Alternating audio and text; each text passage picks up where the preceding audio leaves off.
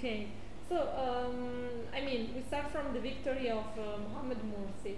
Do you think that this is a good historical result for the democratic transition of the country, or is a defeat of liberal forces, and which was the mistakes of Egyptian liberal forces? First of all, it is good for democracy that the process of democracy has worked. Elections were conducted in a positive atmosphere. The result, one of the two candidates was expected to win. One of them won. He is the candidate of the Freedom and Justice Party. The other side, who was more on the liberal side, but does not necessarily represent all liberals, failed. In all cases, this is the Second Republic, a different republic, two very, very different than the First Republic of Naguib al-Nasser and Sadat al-Mubarak. So, this is something new. We have to wait and see. But until now, I will tell you that this is a victory for democracy. We in Egypt, we all hope that this will be democracy in practice, meaning that we will have rotation, elections every period of time according to the Constitution. We should look to the future with optimism. We should. Of course, many people in Egypt have concerns and are not comfortable. But because of the different points of view concerning the religious side of politics and the liberal side of politics.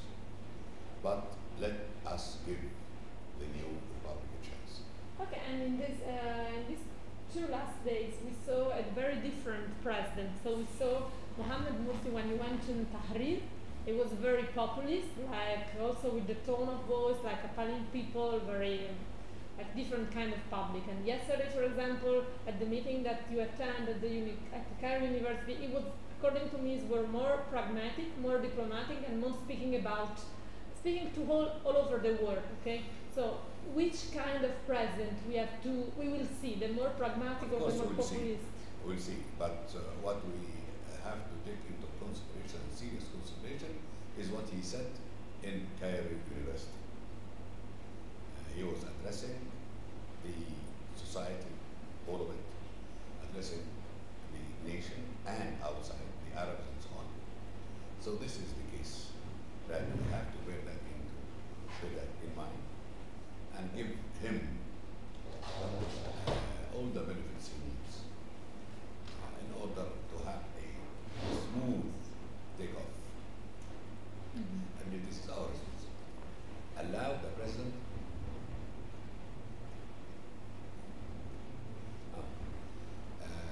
to allow him a good, healthy, smooth takeoff.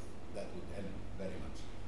Okay, and are you personally satisfied with the work of the Supreme Council of Armed Forces? Because do you think that they had sincere intention to transfer power to civil transition? Because the week before the election, all the international newspaper basically speaks about the coup d'etat, that the army was taking the power. Look, this country is full of too much talk, a lot of rumors, a lot of assessments that are half-baked, and not all what you hear here is correct or has anything to do with realities. So forget about the coup d'etat. Forget about the doubts about what the SCAF would do. The SCAF until today has done exactly what they promised to do.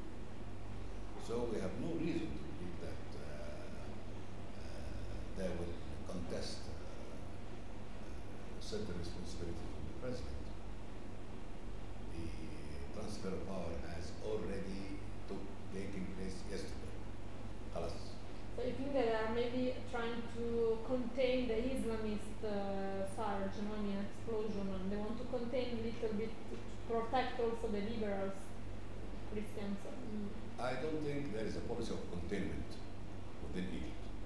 But the policy is